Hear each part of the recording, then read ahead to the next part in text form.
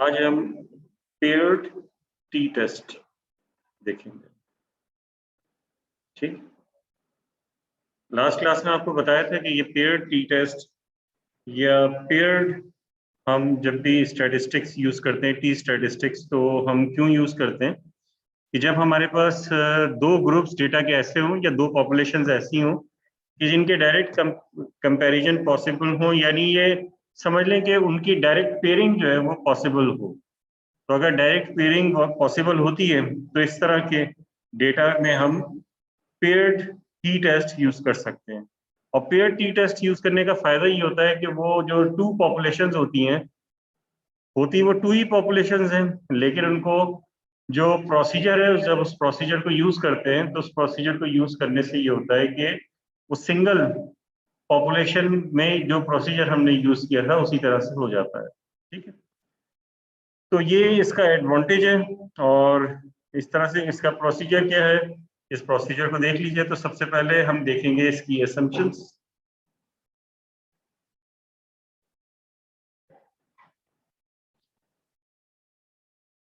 तो इसके लिए सिंपल रैंडम सैंपल हो,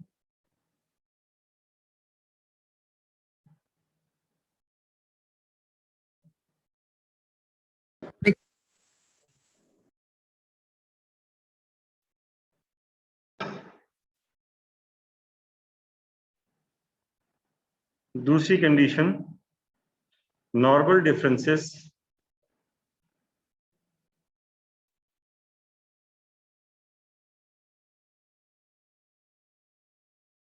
और लार्ज सैंपल। लास्ट क्लास में मैंने बताया था कि हम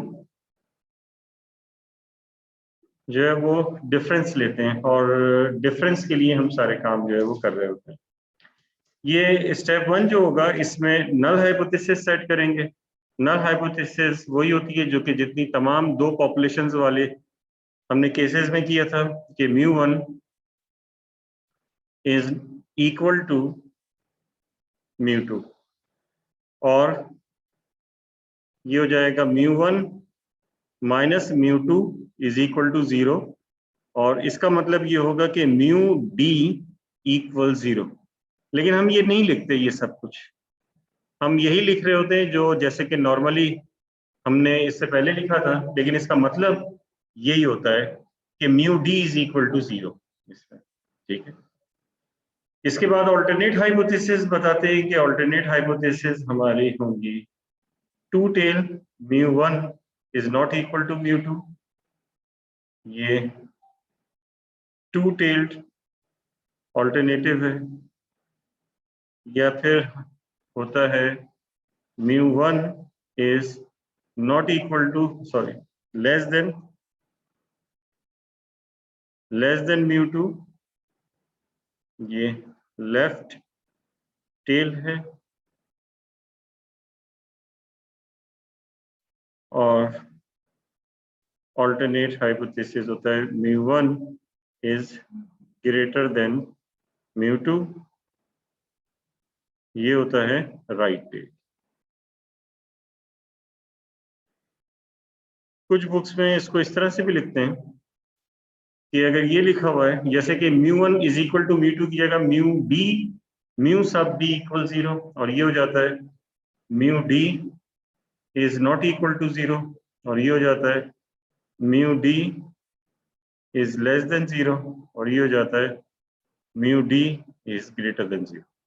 ठीक है, यानी कि सबस्क्रिप्ट जो है वो μd यूज कर लेते हैं, लेकिन हम उसी तरह से यूज करेंगे जैसे पहले यूज करते हुए आए, ताकि किसी किस्म की कोई कंफ्यूजन ना रहे। स्टेप 2 इसका ये होता है कि इसमें सिग्निफिकेंस लेवल अल्फा डिसाइड करते हैं, decide on the significance level.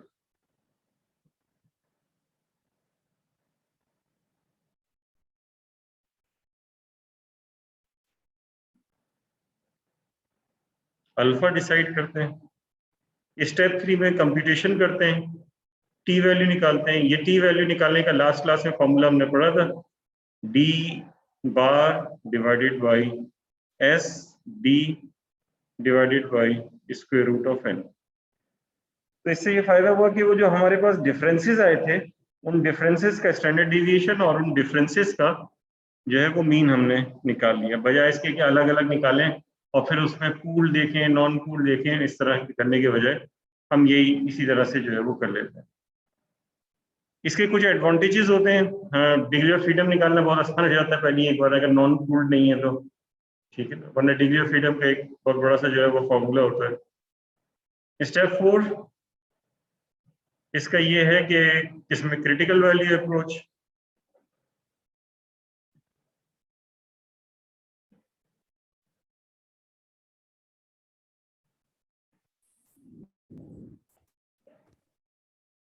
Ji degree of freedom तो अब जाहिर है कि वो दोनों बराबर होते हैं, n-1 हम ले लेंगे, ठीक है, क्योंकि आपको समझ लें एक ही पॉपुलेशन की तरह ट्रीट कर रहे हैं हम उसे, अब उसकी जरूरत नहीं है हमें जैसे पहले कर रहे थे। तो ये भी इसका एक एडवांटेज है कि हम इस तरह से, यानी कि ओवरऑल ये एडवांटेज है कि ये दो पॉपुलेशन के केस को हम एक सिंगल पॉपुलेशन के केस की तरह जो है वो ट्रीट कर रहे होते हैं। जी ये डी डिफरेंस है ना, ये लास्ट क्लास में मैंने बताया था, ये पिछला लेक्चर दिखाता हूँ मैं आपको। ये डी हमने पढ़ा था ना, डी डिफरेंस होता है दोनों पेयर जो आपके पास डेटा होगा, उस पेयर डेटा का जो डिफरेंस लेंगे उसको डी कहेंगे, फिर उसका बार निकालेंगे तो डी बार कहलाएगा, यानी कि उसका मीन निकालेंगे।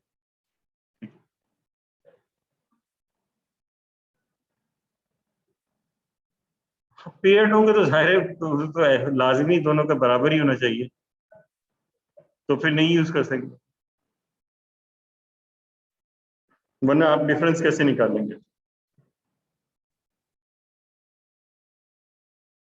अच्छा, तो क्रिटिकल वैल्यू अप्रोच में टू टेल आएगा, टू टेल्ड,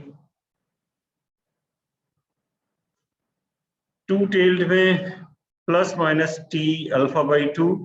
अब ये टेबल से निकालेंगे, डिग्री ऑफ फ्रीडम लेंगे n-1, क्योंकि n1 और n2 दोनों पॉपुलेशंस के लिए एक ही होगा, तो उसको हम n ले लेंगे और n-1 से हम डिग्री ऑफ फ्रीडम निकाल लेंगे। n-1 degree of freedom n-1 होगी, अल्फा जो हमें दिया हुआ होगा वो, ये दोनों यूज करके हम जो है टी की वैल्यू निकाल लेंगे। जब हमारे पास टी की वैल्यू आ जाएगी तो ये क्योंकि टू टेल्ड है तो उन दोनों वैल्यूज को दोनों साइड पर रखेंगे। ये minus T alpha by two होगा, ये plus T alpha by two होगा, ये रिजेक्शन रीजन आ जाएगा इसके बाहर, तो हम ये कहेंगे कि रिजेक्ट एचनल, यहां भी रिजेक्ट एचनल,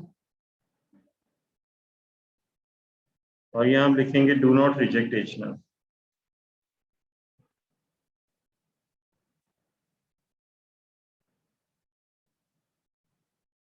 एचनल ठीक है। इसके अलावा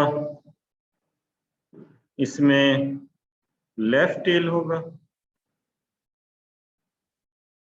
लेफ्ट टेल तो इसमें क्या करते हैं, ये सिर्फ माइनस टी अल्फा आएगा, तो जब आप टेबल से निकालेंगे वैल्यू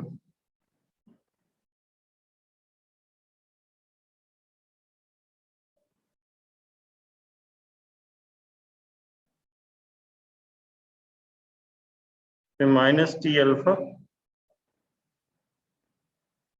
ये इस रीजन में आएगा तो हम इसे रिजेक्ट कर देंगे एचनल को, और इस रीजन में आएगा तो डू नॉट रिजेक्ट एचनल, एचनल को रिजेक्ट नहीं करेंगे। और इसी तरह से राइट टेल में आ जाएगा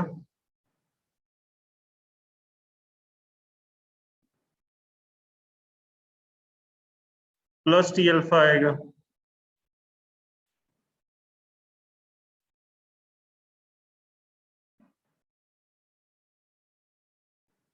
ये प्लस टी अल्फा हो गया, फिर यहाँ सब में मिडिल में जीरो आएगा, ठीक है। तो,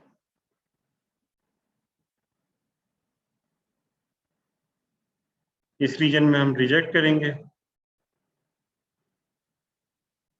H null, do not reject H null। इसके बाद पी वैल्यू अप्रोच होती है। तो पी वैल्यू अप्रोच में अच्छा ये इसमें हम ये कह देंगे कि अच्छा इसका जो 5वां स्टेप होता है वो ये होता है कि reject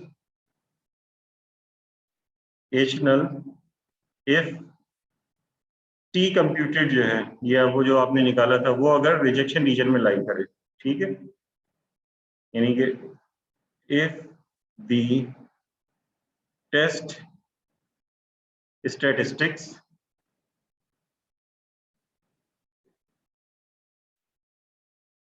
lies in the rejection region। Rejection region में लाई कर रही है तो इसे रिजेक्ट कर देंगे, ठीक है। Otherwise do not reject H null। तो डू नॉट वरना जो है ना रिजेक्ट से नहीं करेंगे। तीनों में यही है, रिजेक्शन रीजन डिफाइन कर दिया। बाकी पी वैल्यू का है वो सब में एक ही होता है, ठीक है। पी वैल्यू निकालने का तरीकेकार थोड़ा सा डिफरेंट होता है, लेकिन ये कि पी वैल्यू अप्रोच में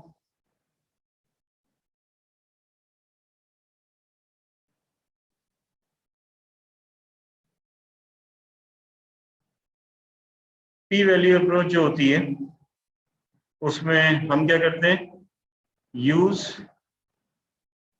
टी नल यानी कि computed and degree of freedom is equal to n-1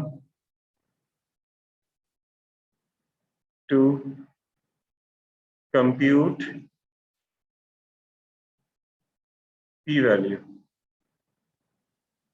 अब वो जो पी वैल्यू है स्टेप 5 उसमें if p value is less than or equal to alpha reject H null। H null को reject कर दीजिए। अदर जी बिल्कुल की जा सकती है। Otherwise do not reject H null। इसमें तो की जा सकती है टी वैल्यू में, लेकिन उसमें बहुत प्रॉब्लम होती है और दूसरे जो जैसे जी टी वैल्यू में हो जाती है, जैसे विल्कॉक्सन के लिए मसला होता है और मान विटनी में हमने पढ़ा था उसमें भी मसला होता है। अब इसके कोई क्वेश्चन देखते हैं एक्सरसाइज का। जी जी कौन सी वैल्यू, टी नल, हाँ वो जो फॉर्मूला बिल्कुल।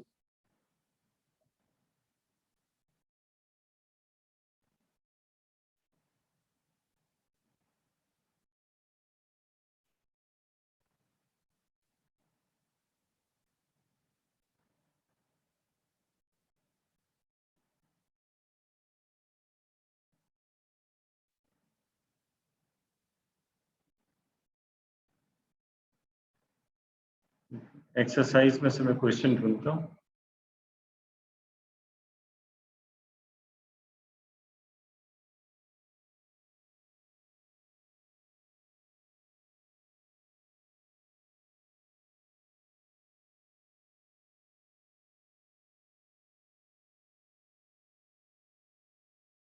सर आपकी आवाज नहीं आ रही, आपका माइक म्यूट हुआ हुआ है।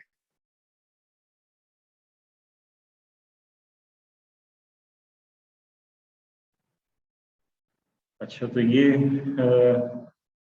इस तरह से। अब इसके बाद आप क्या कीजिए, डिफरेंस निकाल लीजिए, ठीक। तो डिफरेंस डी निकालें। जब डिफरेंस डी निकालेंगे तो 13 माइनस 11 2 हो जाएगा, तो 2 आ गया। फिर 16 माइनस, इसको थोड़ा सा मुझे गैप दे देना चाहिए, एक मिनट। ये क्या हो रहा है? मैं इसको थोड़ा सा 1 मिनट, ये अभी मैं नीचे वैल्यू रखूंगा तो मेरे पास जगह ही नहीं बचेगी इसको करने की।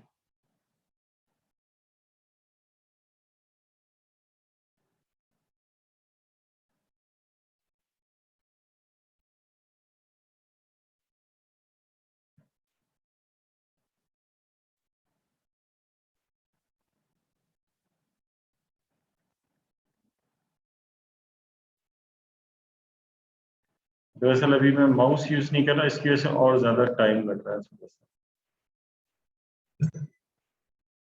ठीक है,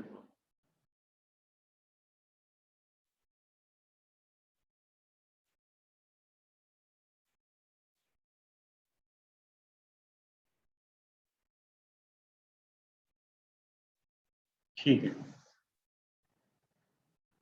तो ये 13 माइनस 11 2 आ गया, फिर 16 माइनस 15 1 आ जाएगा, फिर 13 माइनस 10 3 हो जाएगा, 14 माइनस 8 6 हो जाएगा, 12 माइनस 8 4 हो जाएगा, 8 माइनस 9 माइनस 1 हो जाएगा, और 17 माइनस 14 3 हो जाएगा। तो यहाँ पे जो नल हाइपोथेसिस होगी H नल, वो होगी μ1 इज इक्वल टू μ2, और ऑल्टरनेट हाइपोथेसिस जो है ये μ1 इज नॉट इक्वल टू μ2 ये दिया हुआ है, और n जो है यहाँ पे 7 है, n की वैल्यू 7 है।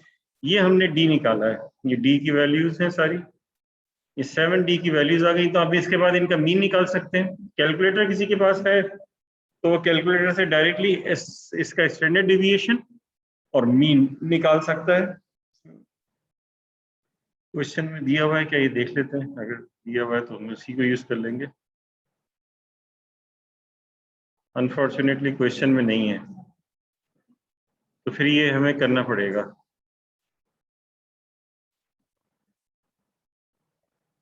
ठीक है, तो ये डी बार हम निकाल लेंगे। तो डी बार क्या हो जाएगा, डी बार होगा, सबको ऐड कर दीजिए, 2 + 1 3 + 3 6 6 + 6 12 12 + 6 12 + 6 हो जाएगा 18 18 माइनस 1 सर 2.567। 20 17 माइनस 1 16, नहीं 17 और ये 20 20 आ गया, 20 डिवाइडेड बाई 7 कितना आया 2 पॉइंट। सर नेगेटिव तो नहीं लेंगे? नेगेटिव को लिया ना, सर सबको ऐड करके 18 आ रहा है। सर 18 18 आएगा। 18 आएगा, 2 + 1 3 यस 6 सर। 6 12 16 15 18 जी 18 आएगा, सही है। 12 + 4 ठीक है, सर 2.57 ही है। अच्छा सही है। ये इरेजिंग टूल कहाँ चले गए।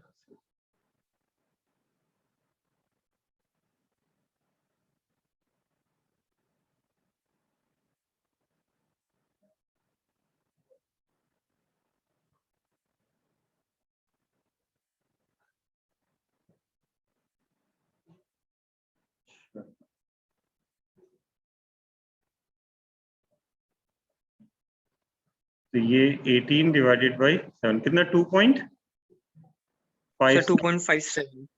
ये डी आ गया। तो अब ये डी माइनस डी बार निकाल लीजिए।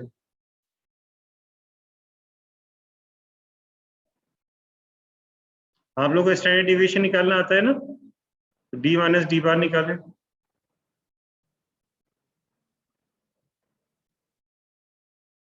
या किसी के पास, अब ये खुद आप लोग कर लें, ये स्टैंडर्ड डिविएशन ये हो जाएगा square root of sum D minus D bar इसका स्क्वायर डिवाइडेड बाई n-1। ये पूरा निकाल के बता दीजिए मुझे एसडी, तो ये सब करने की जरूरत नहीं है। फिर उसके बाद हम अल्फा लेंगे। अल्फा दिया हुआ है हमें 10% यानी कि 0.1, तो अल्फा हमारे पास 0.1 आ जाएगा। ठीक,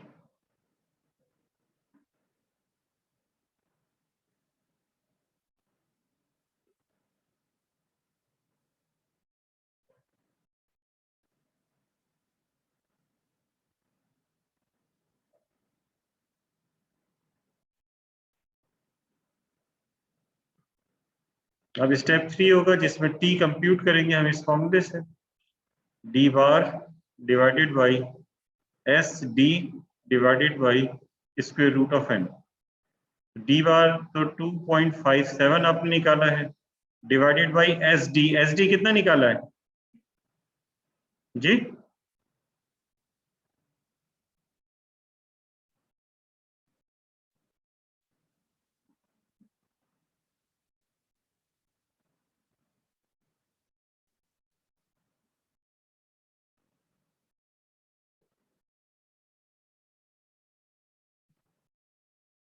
एस डी कितना निकाला है आप लोगों ने?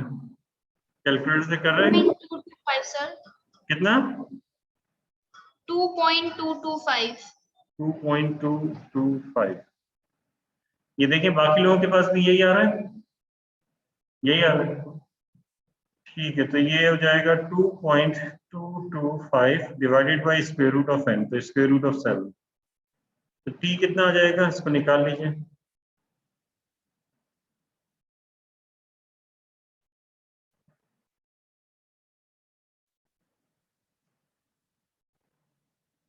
कितना?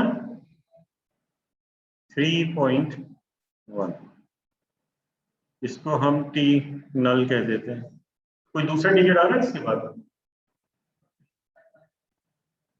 चलिए ठीक, 3.1 टी आ गया। अब इसके बाद अगर हम क्रिटिकल वैल्यू अप्रोच देखते हैं,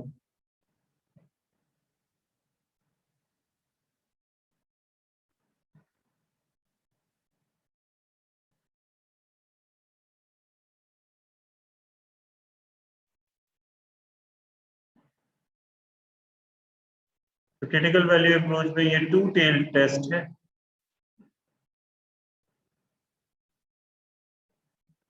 इसमें plus minus T alpha by 2 चाहिए। डिग्री ऑफ फ्रीडम इसमें हो जाएगा 7 - 1 यानी कि 6। ठीक है, टी अल्फा बाई 2 की वैल्यू चाहिए, तो टी अल्फा कितना था, 0.1 था, तो इसका मतलब टी 0.05 की वैल्यू चाहिए, डिग्री ऑफ फ्रीडम 6। तो इसके लिए हमें अब टी टेबल की तरफ जाना पड़ेगा। बुक शेयर करता हूं मैं।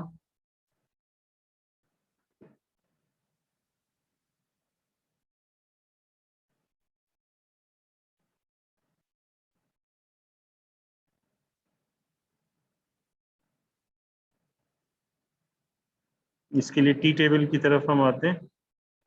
ये टी टेबल आ गया। डिग्री ऑफ फ्रीडम 6 है, ये 6 डिग्री ऑफ फ्रीडम आ गई।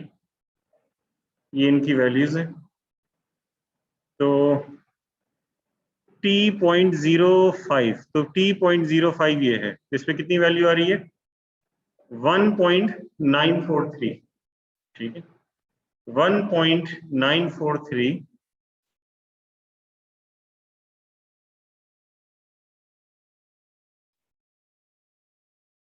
तो यार ये 1.943।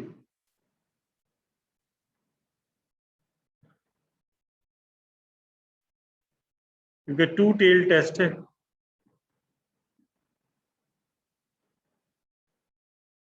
तो हम लिखेंगे कि ये जो वैल्यू है -t.05 जो कि होगा -1.943, और यहां पर होगा +t.05 और इस पे होगा 1.943। ये रिजेक्शन रीजन होगा।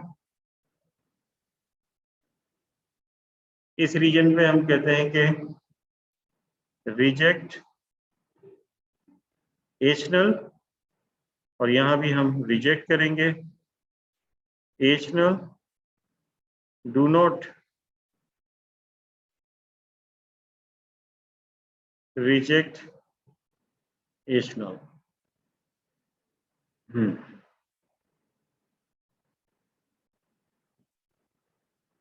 अब हमारे पास जो है ये t की वैल्यू 3.1, तो 3.1 जाहिर है कि 1.93 इससे ज्यादा होगी, यहाँ कहीं आ रही है। तो ये t कंप्यूटेड t नल जो है ये आ रहा है 3.1, ठीक है। तो कौन सी रीजन में आ रहा है ये? रिजेक्शन रीजन में। तो हम ये कहेंगे कि रिजेक्ट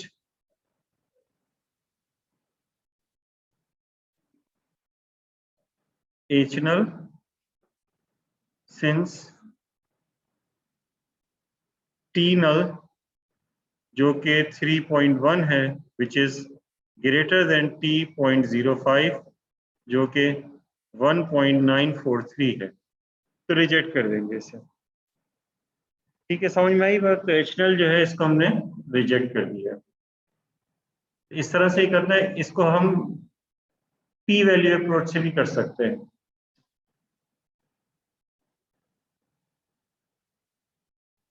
P वैल्यू अप्रोच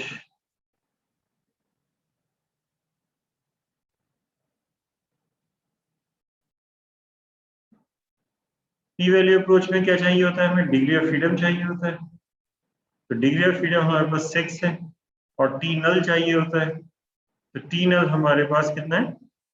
3.1 है। अब इस वैल्यू के लिए और इसके लिए हमें प्रोबेबिलिटी चाहिए होगी। तो आपसे बुक शेयर करता हूं मैं।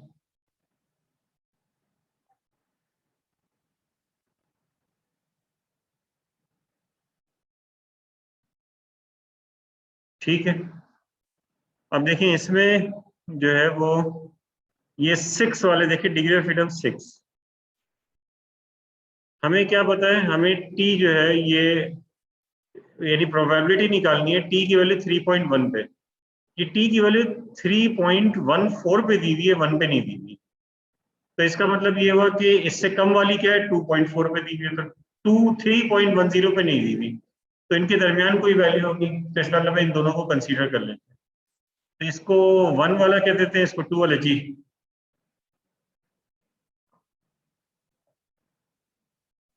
एग्जैक्ट वैल्यू नहीं आएगी, चले अप्रोक्सीमेट कर सकते हैं, लेकिन बेहतर ये है कि आप इसे कर लें तो अच्छा है।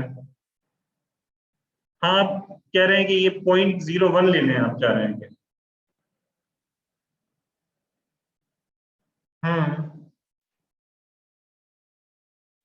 चले मैं कर लेता हूँ, लेकिन बेहतर ये कि कर लें। वो थोड़ा सा फर्क पड़ेगा बस, लेकिन बाजू का ऐसा होता है कि क्योंकि यहाँ तो खैर प्रोबेबिलिटी जो अल्फा है वो बहुत ज्यादा है, तो इतना मसला नहीं है, लेकिन करीब करीब होता है तो फिर मुश्किल हो सकती है।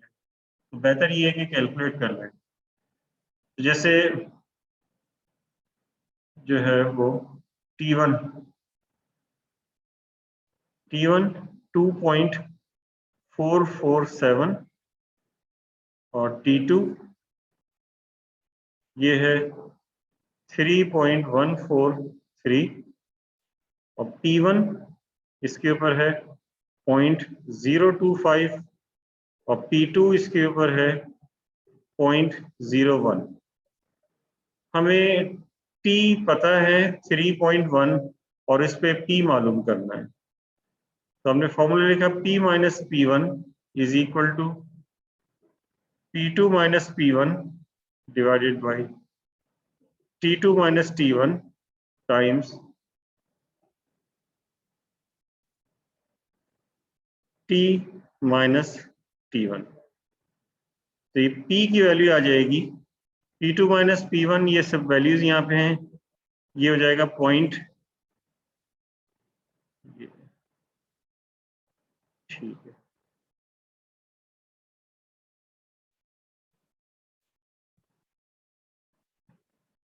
तो ये वैल्यू आएगी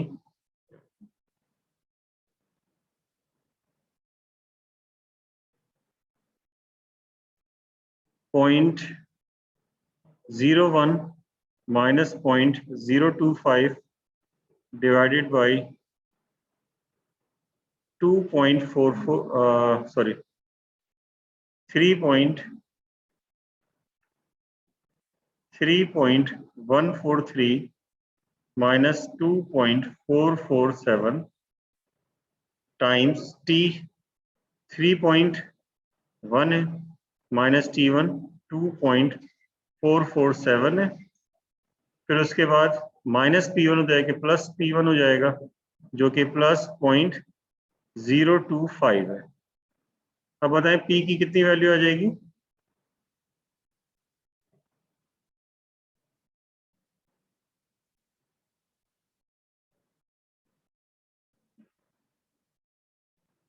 इसको सिर्फ कैलकुलेटर में वैल्यूज को पुट करना है।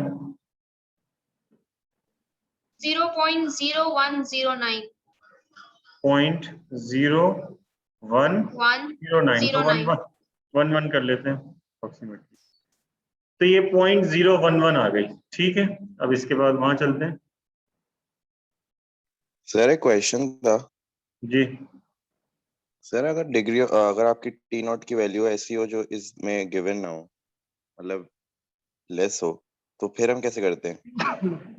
कौन सी टी नॉट की वैल्यू? तो जैसे सेकेंड हार्डली में टी नॉट की वैल्यू 0.9 आ रही थी, तो इसमें हाँ तो वो 0.9। करीब करीब हो तो फिर तो कर सकते, लेकिन बहुत दूर हो तो फिर नहीं कर सकते। ठीक है ना, जैसे मैं आपको बताता हूँ, चले आप ये कह रहे हैं दोबारा टेबल खोल लेते हैं। तो देखिए अगर ये वैल्यू है तो ये 0.9 1.0 1.1 इस तरह से इस तरफ हो, या 3.8 3.9 हो उस तरफ, तो फिर तो चल जाएगा। लेकिन अगर यहाँ पे 0.5 हो या यहाँ पे 5 पॉइंट समथिंग हो, यानी ऐसी ज्यादा वैल्यू हो, तो फिर आप इंटरपोलेशन नहीं कर सकते, क्योंकि कर्व का बिहेवियर जो है वो चेंज हो जाएगा दूर जाके। तो करीब करीब हो तो फिर तो आप कर लो, दूर हो तो फिर नहीं कीजिए। ठीक है,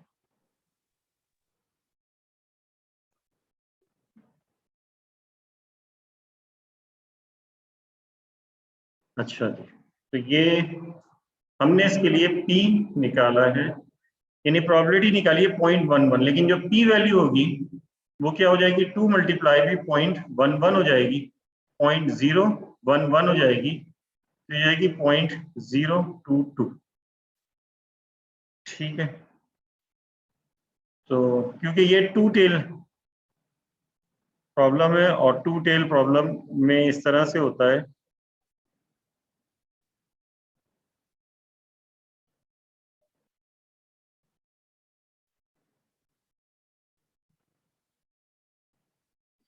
ये जो प्रोबेबिलिटी है, यानी कि ये -3.1 है टी की वैल्यू, और यहाँ पे टी की वैल्यू 3.1 है। इस पे प्रोबेबिलिटी जो आई है यहाँ पे 0.011 आई है, इस पे प्रोबेबिलिटी भी 0.011 आई है। इन दोनों को जब ऐड करेंगे तो फिर ये बनेगी पी वैल्यू। ठीक है, इन दोनों को, यानी दोनों एरियाज का सम, तो इन दोनों एरियाज का सम यार है 0.022। तो P is less than alpha, क्योंकि अल्फा हमारे पास है 0.05। तो रिजेक्ट एशनल सिंस P is equal to 0.022 which is less than alpha, जो कि 0.05 है। तो इस वजह से जो है वो इसे रिजेक्ट कर देंगे। जी भाई, ये क्वेश्चन मैंने करा दिया। कोई किसी किस्म का कोई क्वेश्चन इस चीज में? कोई कुछ पूछना चाह रहा है?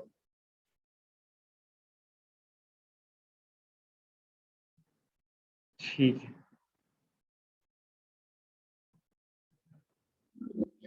अच्छा तो अगर हम जो है डिफरेंस की बात करते हैं, तो डिफरेंस नॉर्मल था, तो हमने पेयर टी टेस्ट यूज किया है।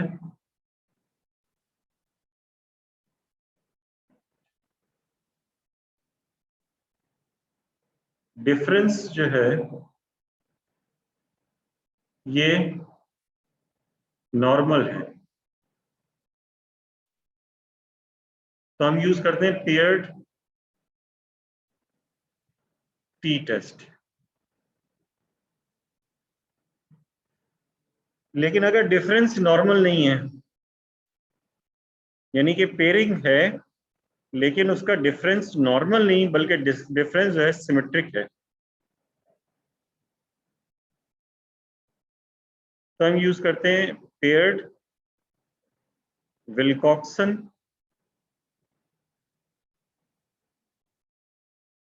साइन रैंक टेस्ट, ठीक है। यानी कि समझ लीजिए कि जो मान विटनी हमने टेस्ट लास्ट क्लास में किया था, तो वही वाला जो टेस्ट होता है, लेकिन ये जो है वो भी यूज कर सकते हैं आप चाहें तो उसमें, लेकिन क्योंकि आपको पता है कि डिफरेंस जो है आपको सिमेट्रिक नजर आ रहा है, तो डिफरेंस अगर सिमेट्रिक नजर आ रहा है तो उसमें दो दो पॉपुलेशन इन्वॉल्व होती थी, तो इसमें फिर दो पॉपुलेशन इन्वॉल्व नहीं होती, एक ही तरीके से कर लेते हैं और वो paired Wilcoxon sign rank test हो जाता है। यानी कि उसमें हम ये करते हैं कि जैसे कि पेयरिंग जैसे इसमें की थी वैसे कर ली, उस दो वेरिएबल को एक वेरिएबल में कन्वर्ट कर लिया, वो डिफरेंस का वेरिएबल है, उस डिफरेंस के वेरिएबल के ऊपर हमने क्या किया, टी टेस्ट लगा दिया। इसी तरीके से अगर हम देखेंगे कि वो जो डिफरेंस होगा डी, वो अगर जो है वो नॉर्मल नहीं है, सिमेट्रिक है, तो फिर हम उसको उसी तरह से करेंगे जैसे कि हमने विल्कॉक्सन साइन रैंक टेस्ट किया था, ठीक है। सर प्रोसीजर जी, सर ऊपर वाले क्वेश्चन में अल्फा 0.1 होगा ना? अल्फा, हाँ अल्फा 0.1 है, सही है, अल्फा 0.1 है, ठीक है। तो मुझे ये इसको मैं सही कर देता हूँ।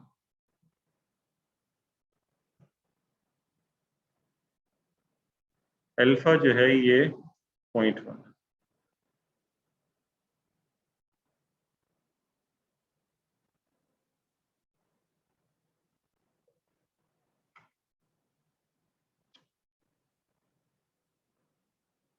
अल्फा 0.1, ठीक है, थैंक यू। तो अभी देखते हैं विल्कॉक्सन साइन रैंक टेस्ट।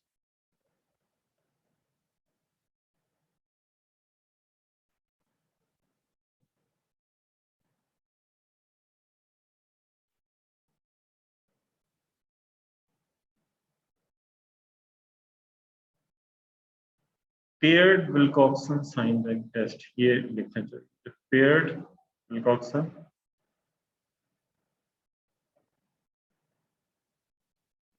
हमने अभी इसी के बारे में पढ़ा है, विल्कॉक्सन साइन रैंक टेस्ट के बारे में, अभी नहीं, मतलब ये कि इससे पहले हमने पढ़ा था, वही सब कुछ करना है। बस फर्क सिर्फ इतना है कि हमारे पास जो दो पॉपुलेशंस होंगी, उन पॉपुलेशंस का पहले हम निकालेंगे डिफरेंस। जब हमारे पास डिफरेंस आ जाएगा तो फिर उसको नॉर्मल तरीके से जैसे हमारे पास डेटा होता था उसके Wilcoxon sign rank test perform करते थे, उसी तरीके से विल्कॉक्सन साइन रैंक टेस्ट हमें परफॉर्म करना है। तो क्या मेरा ख्याल है कि आप लोग कर लेंगे ये इसी तरीके से जैसे पुराना वाला किया था, वो आप लोग को अभी तो आपने एग्जाम के लिए प्रैक्टिस भी की होगी, तो उसी तरीके से जो है इसको भी कर लीजिएगा आप लोग। मेरे ख्याल से मुश्किल जो है वो नहीं है, ये वही सारे जो प्रोसीजर हैं वही हम जो है वो यूज करेंगे इसमें, ठीक है, जो हमने इससे पहले किए थे। कोई क्वेश्चन पूछना चाह रहे हैं आप लोग? जी, क्वेश्चन डायरेक्ट करा दूं मैं, बजाय इसके के पूरा प्रोसीजर बताऊं और फिर उसके बाद जो है, तो एक क्वेश्चन जो है वो देख लेते हैं।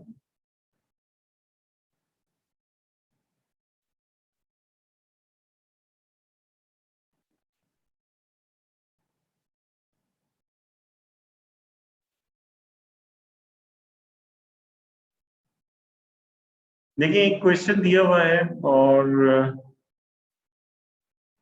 इसको करना शुरू करते हैं। इसमें कह रहे हैं कि मैं ऐसा करता हूँ कि बुक शेयर कर लेता हूँ और उसकी एग्जाम्पल करा लेता हूँ ताकि टाइम जो है बच जाए और ये हो जाएगा, ताकि इसमें जो है ना वो मैं चाह रहा हूँ कि जल्दी से ये क्वेश्चन पूरा करा, वरना पूरा ही नहीं होगा मैं अगर खुद लिखूंगा तो उस टाइम पे जो जितना हमारा टाइम बाकी है क्लास खत्म होने में।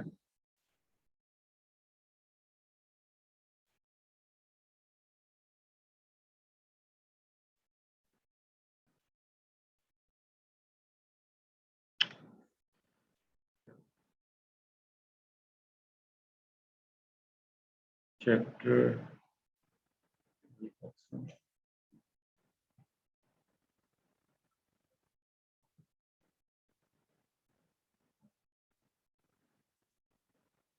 अब देखें ये एक एग्जाम्पल है,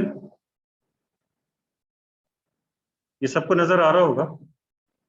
एजेस ऑफ मैरिड पीपल, ये हमने लास्ट क्लास में इसी तरह से की एक एग्जाम्पल जो है वो मैं आपको बता रहा था कि इस तरह का डेटा भी जो है पेयर्ड फॉर्म में हो सकता है। The US Census Bureau publishes information on the ages of married people in current population reports. A random sample of 10 married couples gave the data on ages in years shown in the second and third column of the table 10.4. ठीक है, ये husband की edges हैं, ये wife की edges हैं। The fourth column shows the paired differences. ये इनके paired differences हैं। Obtain the, ये सिंपली जो है इनका डिफरेंस निकाला गया, हस्बैंड की एज में से वाइफ की एज को सब्ट्रैक्ट कर दिया है, तो ये इनका डिफरेंस आ गया है। ठीक है, ये 10 जो है कपल्स का जो है डेटा लिया गया। अब इसके बाद कह रहे हैं कि at the 5% significance level, do the data provide sufficient evidence to conclude that the mean age of married men differs from the mean age of married women? तो ये दिया हुआ ये जो डिफरेंस है ये नॉर्मल डिस्ट्रीब्यूशन को फॉलो नहीं करेगा, और ये इतना बड़ा लार्ज सैंपल भी नहीं है, इसमें कहीं भी ये नहीं लिखा हुआ कि नॉर्मली डिस्ट्रीब्यूटेड है। ठीक है, प्रोसीजर वही है, मैं दोबारा ये प्रोसीजर जो है वो नहीं लिख रहा, ये प्रोसीजर जो है वही जैसे हमने इससे पहले किया था, इसमें कोई नई चीज़ नहीं है, उसी तरह से हम निकालते हैं जैसे पहले किया था। इसका सोल्यूशन देख लेते हैं। तो सबसे पहले तो हमने इसमें ये देखा कि अच्छा ये क्या,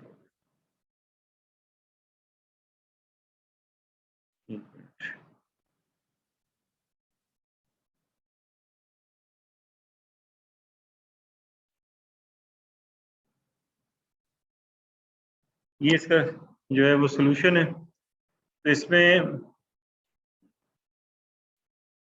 ये इन्होंने स्टेम लीफ डायग्राम से जो है वो इसको चेक किया है कि ये सिमेट्री है या नहीं है, और क्या कहते हैं उसे, आप लोगों ने अगर इंट्रोडक्शन टू स्टैटिस्टिक्स में स्टेम लीफ डायग्राम पढ़ी थी तो आप उससे देख सकते हैं सिमेट्रीज वगैरह।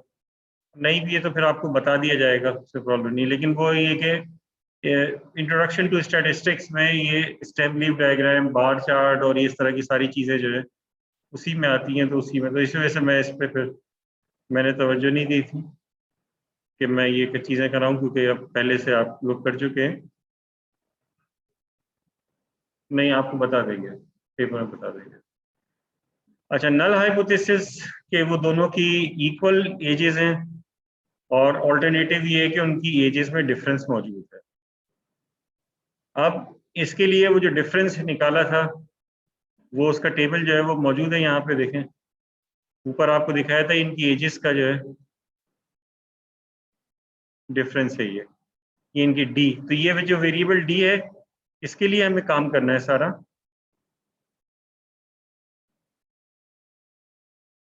तो उसमें क्या होता है, ये जो वेरिएबल एक्स होता था उसकी जगह समझ लीजिए डी आ गया। अब क्या करना है, इसकी एब्सोल्यूट वैल्यूज लेनी है। तो ये हमने क्या किया, इसकी एब्सोल्यूट वैल्यूज ले ली।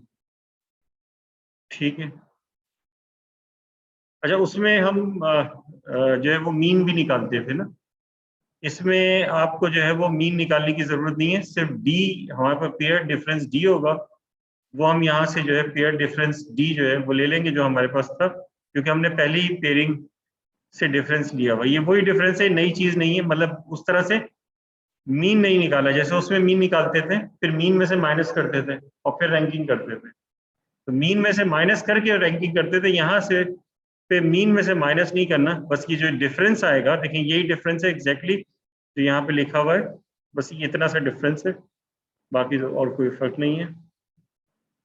तो ये पेयर डिफरेंसेस आ गए। इसके बाद इनका आपने एब्सोल्यूट वैल्यू ले ली, एब्सोल्यूट वैल्यू के बाद रैंकिंग कर दी, जैसे सबसे छोटी वैल्यू इसमें 1 है तो 1 आपने ले ली, फिर उसके बाद वैल्यू जो है वो क्या कहते हैं उसे, फिर 1 2 हैं तो 1.5, इस तरह से रैंकिंग कर दी। फिर इसके बाद साइन के जो नेगेटिव थी उनका नेगेटिव कर दिया, जो पॉजिटिव थी उनको पॉजिटिव रहने दिया, और सारी पॉजिटिव ऐड कर दी। जब सारी पॉजिटिव ऐड कर दी तो आपके पास W की वैल्यू ये आ गई, ये W नल इसे कह दिया। अब n जो है वो आपके पास कितना था, 10 था। तो अगर ये 2 टेल है तो W1 माइनस अल्फा बाई 2 और W अल्फा बाई 2 निकालना होगा। 5% सिग्निफिकेंस लेवल है तो यानी 0.025 पे निकालना होगा। तो 0.025 पे जब आप उधर से निकालेंगे टेबल से, तो ये वैल्यू टेबल से जो आ रही है वो आ रही है 47।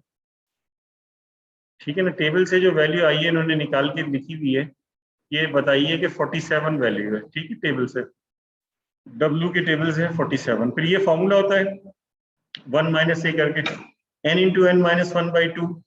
तो इससे निकालेंगे तो हमारे पास ये आ जाए, और फिर माइनस WA, तो इससे 8 आ गया। तो अब इसके बाद आप रीजन्स बता दीजिए।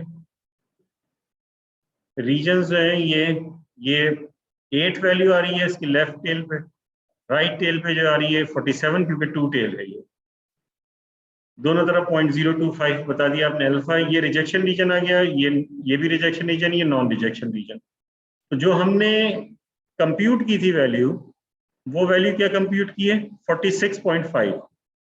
तो 46.5 इस 47 से कम आ रही है। तो जब कम आ रही है तो इसका मतलब ये हुआ कि इसको रिजेक्ट हम नहीं करेंगे, क्योंकि इससे ये कम है, रिजेक्शन रीजन में नहीं है।